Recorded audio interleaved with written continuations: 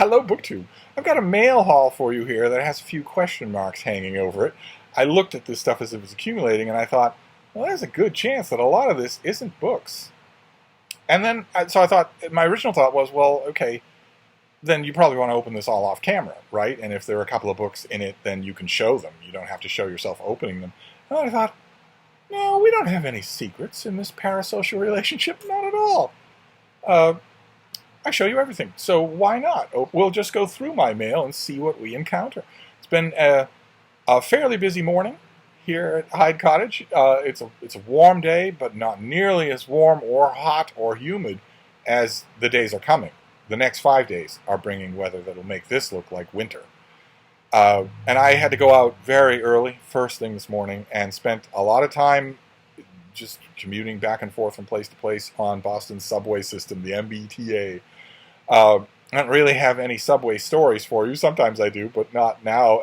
The only noteworthy thing that happened to me is something that's actually happened to me twice before. Just beggars my imagination. I still can't believe it when it happens. First thing this morning, on the subway, I was sitting there, I was reading, I was minding my own business. You don't look at other people on the subway, you don't pay them any attention. It's hard for an extrovert, but the people are going to be crazy and maybe violent. So you just don't do it. Just keep your eyes to yourself, unless something horrible is happening that you have to intervene to stop. But in this case, there was one other person on the subway with me. One guy was on the subway. He wasn't that far away from me, and he wasn't wearing a mask, even though the MBTA says you're supposed to. And I thought nothing of it. I gave him one microscopic glance just to make sure that he wasn't completely insane, just shuffling, vomit stains all over him. If that is true, then you get up and go to another car before the car closes their doors and gets in motion. You don't want to be on a car with a person like that, especially the only person there. But I glanced and saw, no, there's no vibe like that. This person is just normal. So I went right back to reading, and no more than one stop had gone by out of 10. When he took out his phone and started conducting business on his phone. This is the third time this has happened. And I thought, okay, well, but those first two times were certainly outliers. They were anomalies. He's not going to do what those first two people did. And sure enough, he did. Sure enough, he did. He got to a point in some sort of call park, in some sort of business that he was doing, where the call park or the attendant required him to take out his credit card, read off the number, read off the name on the card, read off the expiration date, and read off that 3-digit verification code at the back of the card. And he did it. He did it. He read off all of his credit information within easy hearing distance of someone who had in his hand at the moment a note-taking device. It still beggars my mind when I see that. It's the third time I've seen someone do that. Where someone, a hypothetical someone, hearing that information freely volunteered from someone who had no reason to do it in public, could simply note all of that information, get back home, run it through a fairly standard garden variety IP address disguiser, an IP address scrambler, so that there's no way to know that anything is happening from your computer. Those things are not hard to access, and they aren't expensive. Someone takes that information, they run their browser through an IP cloak device, and buy something. The transaction is not traceable. It's not your credit card. It's that guy's credit card, all the information of which he volunteered into the open air. He will get a huge charge on his card. He will have to dispute it. He knows perfectly well that it's not him. More than likely what will happen is that he will be able to prove from his own phone records or his own internet traffic that he never ordered the thing that was ordered, and the card company will just write it off. More than likely that's what will happen, but it will be a huge hassle for him. Why anybody would do something like that is beyond my imagination. The only explanation I can come up with for it is the one that has been proffered by lots of internet experts,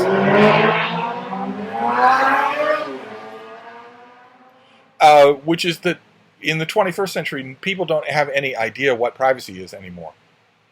Not in the sense of, oh, you just don't know what you're talking about. When you do, but you don't understand it correctly. But that they don't know what it means. They don't have any idea what it means.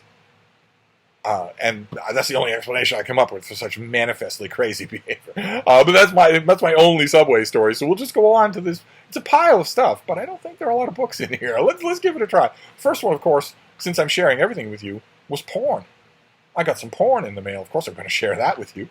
The TLS, the Times Literary Supplement, the greatest literary journal in the world today, which had lots of interesting things in it. But the one thing that naturally grabbed my attention right away was that they're doing a summer reading feature, much like their year-end picks, where they go to some of their regular writers and say, "What are you reading this summer?"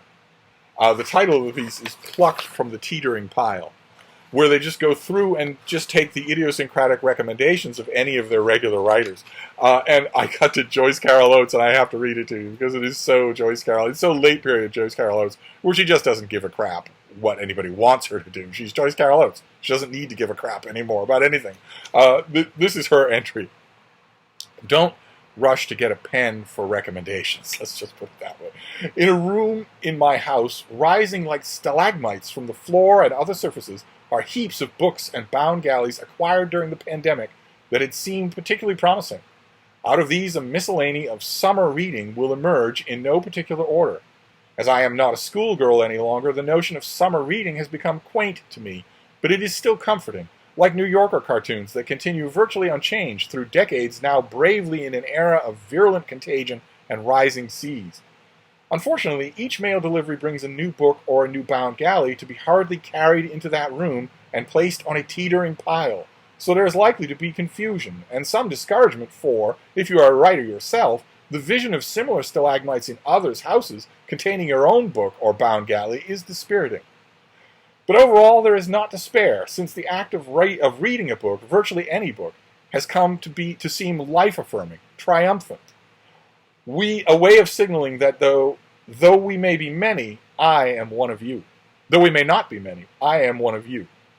So let's do that over again. I stumbled all over that. But overall, there is not despair, since the act of reading a book, virtually any book, has come to seem life-affirming, triumphant, a way of signaling that though we may not be many, I am one of you. So it manages to be terrific. That is a terrific thing for her to write, without actually participating in the summer reading feature at all.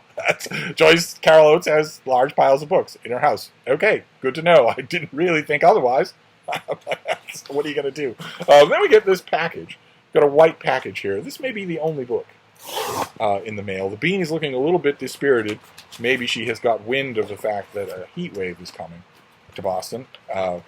We are scheduled to get 3, 4, maybe even 5 days of 90-degree Fahrenheit heat or higher. I think Monday and Tuesday, the temperature with the humidity may push the index up to 100. I know that's small potatoes for one half the country. One half of the country has been dealing with massive triple-digit heat, 110, 120, sometimes close to 130 degrees Fahrenheit as the daytime high, for day after day after day after day. So New England's in no position to complain, but nevertheless, it's a little bit unusual for a heat wave like this, the one that's threatened. It might not happen. It's a little bit unusual for something like this to happen in June, and even more unusual for it to be predicted to happen in Vermont and even in Maine, and yet it is. So we shall see. We'll see. The bean is, if she doesn't like the weather now, who knows what she's going to think then. I will take very good care of her.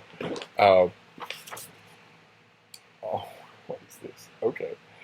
This is the first collection of criticism by a living female rock critic. That is the title of the book, by Jessica Hopper, in a nice trade paperback here. In 2015, Jessica Hopper published her career-spanning book, the first collection of criticism by a living female rock critic, anticipating what critics would say about it, which brought together a range of her work, artist profiles, album reviews, interviews, oral histories, personal essays, from the early 2000s up to the mid-2010s. The book was beautifully published by an independent Featherproof Books and much acclaimed. So much has changed since 2015, however, and Hopper has published such fabulous work in the meantime that our present moment begs for an update. So they did. That's what this is. This is those of you who might know that original book. This is the updated version with all of her later work. How interesting. Okay, so this updated paperback original is going to be $20, $18. And this comes out in the first week of July. I'm not 100% sure that I ever read that original collection was ballyhooed. People did talk about how remarkably good it was. I don't think I ever read it. So this will be this will be my first encounter with this. And July the 6th is the release date. That's probably the first Tuesday in July. And that's coming right up. I know that seems horrible, unbelievable, but it's true. That's coming right up. So no reason I can't get to this right away. I've got to rearrange my new bookshelves to take into account the fact that we are approaching July. I've got to do that, and I haven't done it yet. Mainly because of sentiment, pure, stubborn sentiment.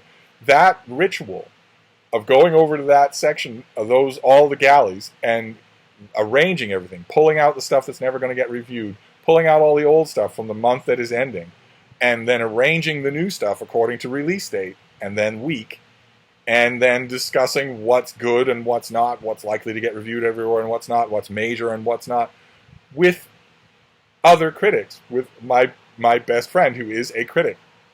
That ritual used to be something that we did in person every month. And thanks to the pandemic and its long after effects, that tradition has been long broken.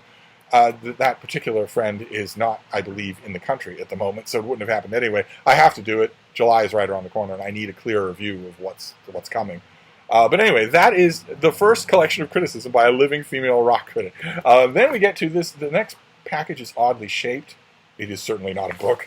I think I know what this is.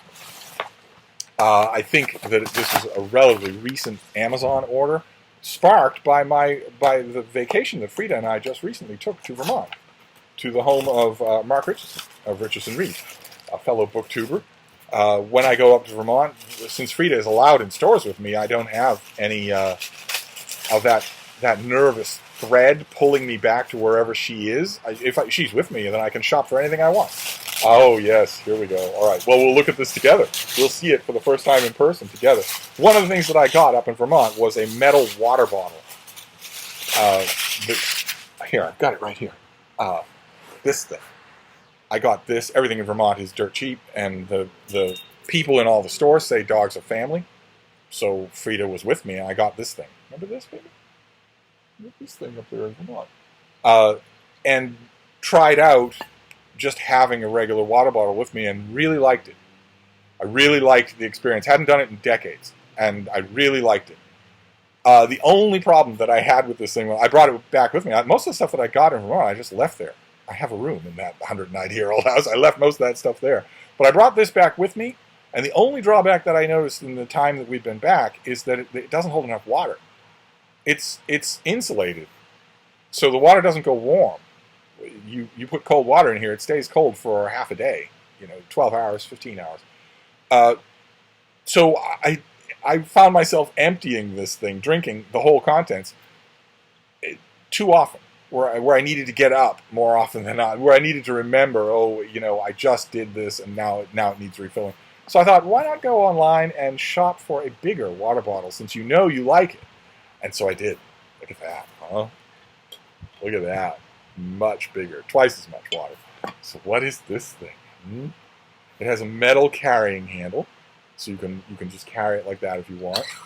Top screws off like that. It's all metal, and the metal is tempered in such a way that it's not going to leach into your water. That's one of the big cautions with plastic water bottles. Is your plastic water bottle leaching plastic into your water? Are you drinking plastic? A lot of the plastic water bottles now, in acknowledgement of that worry, temper their plastic in a way that they say means it's not doing that. But metal certainly doesn't do that, especially if it's this is stainless steel, I think. This is 1,000 milligrams, and this thing doesn't tell me how many milligrams it is, but it's not. It's half that. So that's fantastic. I'll clean this out and then use this instead for the upcoming very hot days. Wonderful. All right, so that's not a book. That was a big water bottle. So this is going to be my big water bottle. One of the features of this is a wide drinking surface, so that you're not puckering up to drink from it. And it's got this fake wooden cap to it, and it's got the metal handle. Wonderful. Okay, wonderful. Then we've got a couple of boxes here. We'll see what this next one is. I'm worried this is going to be socks or something like that and not a book at all. Oh no, it looks like it is a book. It is a book. Okay, fantastic. All right, we have another book. And it's a big one, too. What's this? Oh! Oh! Oh!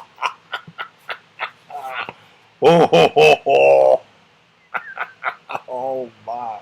Oh, my. Okay, this is coming out from Farrar, Straus and Giroux in early November. Oh, my. This is by Robert Gross, and this is The Transcendentalists and Their World. Boom! Are you going to tell me? This is going to be $40 when it comes out, and it is almost 1,000 pages. It's a gigantic new book. How graceful is that design? That is just beautiful. A gigantic new book on the Transcendentalists, the American Transcendentalists. Incredible. Oh my. This is going to get reviewed everywhere in November, including by me. What have we got here? I'm excited to share the enclosed galley of historian Robert Gross's long-awaited magnum opus. An intimate, transporting portrait of 19th century Concord and the Transcendentalists. Gross's book is a sweeping, deeply researched, and beautifully written work of history from the ground up. Lawrence Buell, emeritus professor of Harvard, has called it magisterial social history, and that is extraordinarily rich and subtle, delivering intricate, freshly original portrayals of Emerson and Thoreau. Fantastic. Absolutely fantastic. Okay. Well, I completely forgot that this was coming out, and this is just joyous. I don't know how I'm going to resist reading it right away, especially since I just got that big, beautiful, annotated Thoreau, and have been pouring my way through large chunks of it. I am ready for this book, ready for it. Oh my, it's going to be hard not to read this right away. So we did have a book, a couple of books, a couple of interesting books.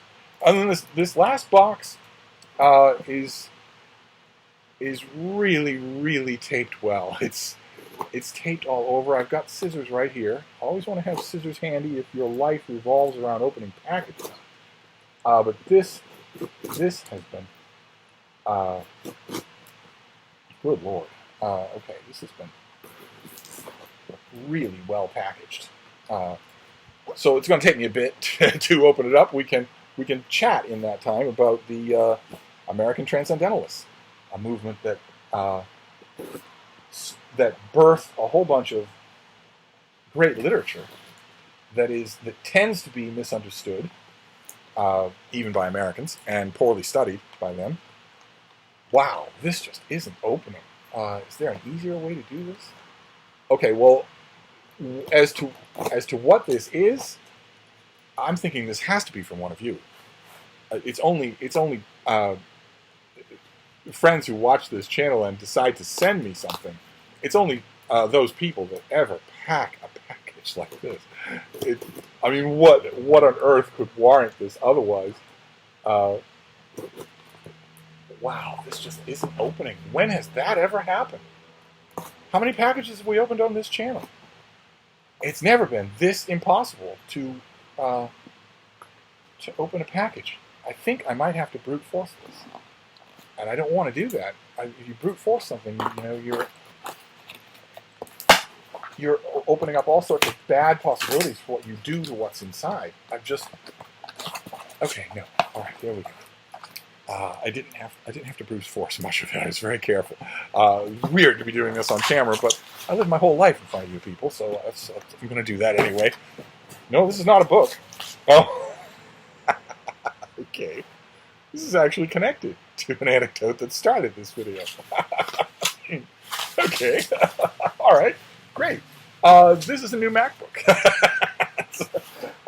Great. Fantastic. Look at all this packing material out of here so it's not tempting the beam. This is a 13-inch MacBook Air that I don't know that it'll have any power to turn on. It's secondhand, but it's in perfect condition. And it replaces the MacBook Air, the 13-inch MacBook Air I had. Some of you will remember. I might have shown you. The A, S, and D keys were completely worn away by years of use. The keys were still there, but the lettering was gone. The black marking was gone, and I was worried that the keys were going to go, that the keys were going to just crack and fall into two pieces off the prongs underneath the butterfly switches. I tried everything to fix that. There's that sound. It is indeed going to boot up.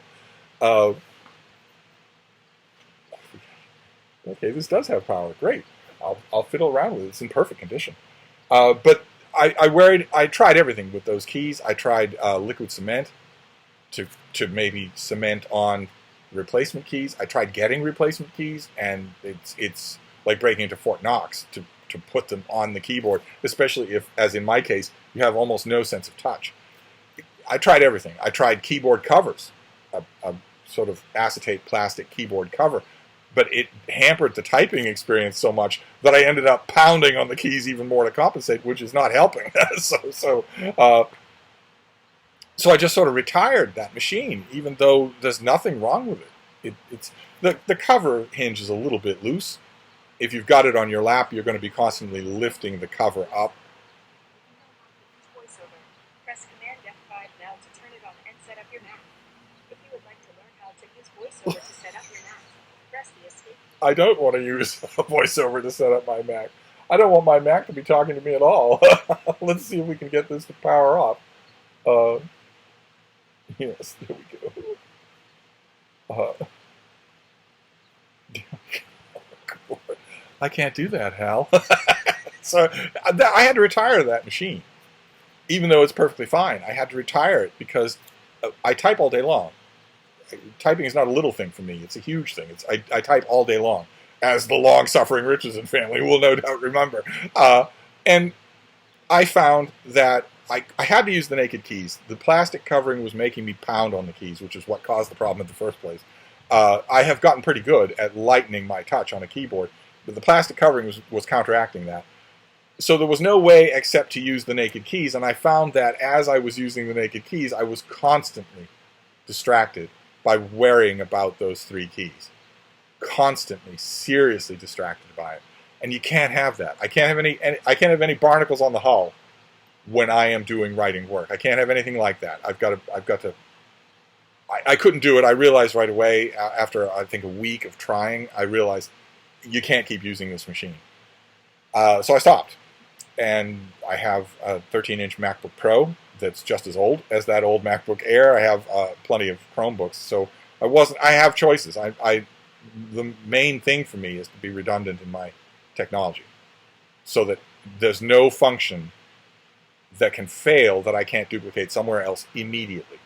Not a day of haggling with a tech friend or anything like that. Just immediately go straight to something else and do it. I admit the Google Chrome operating system has really helped with that. Really, really helped with that. I don't know where I'd be without it, where the operating system is my online experience, and I can put that operating system anywhere and just log into it, and then it's on that computer. I don't need to set up everything from the creation anymore.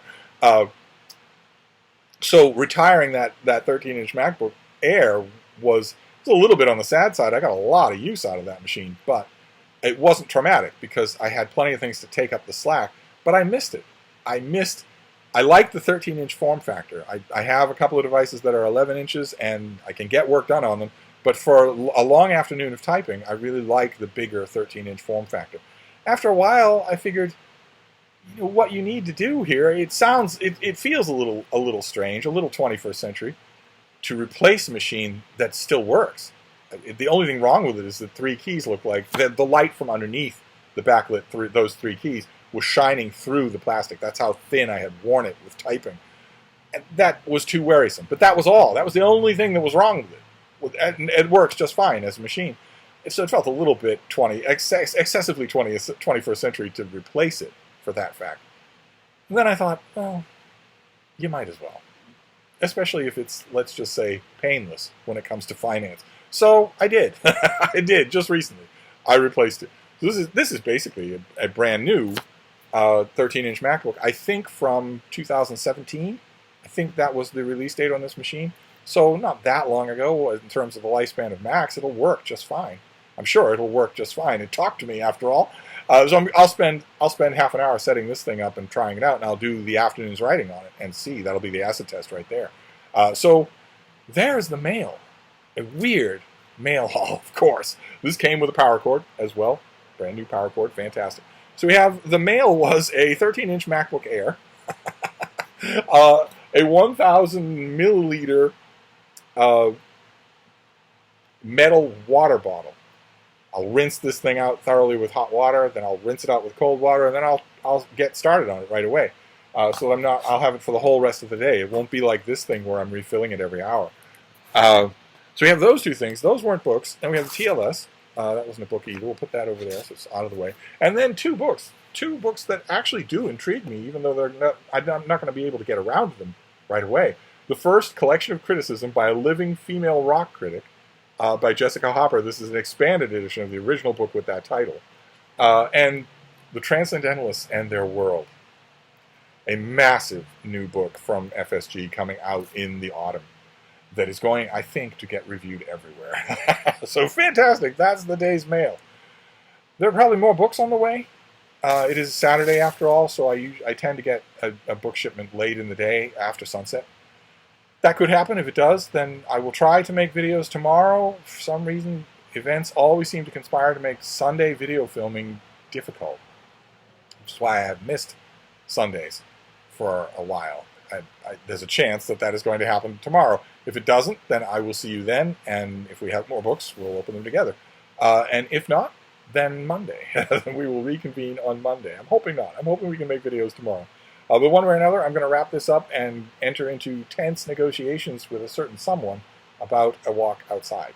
It is not cripplingly hot or humid outside. There is a refreshing breeze, as you can see from the dramatic curtain. But that's not going to last. We might want to get in some exercise before. Tomorrow is really, I think, going to be the start. Tomorrow, I think the temperatures are going to get up around 90 degrees Fahrenheit. And then Monday, Tuesday, Wednesday, and even possibly Thursday, off to the races. Where at 6 in the morning, it's 90 degrees Fahrenheit. We'll see what those are like. We'll be along. I'll be making videos through it all, so I will be complaining liberally. But in the meantime, I'm going to wrap this video up. But I will see you soon. Thank you, BookTube.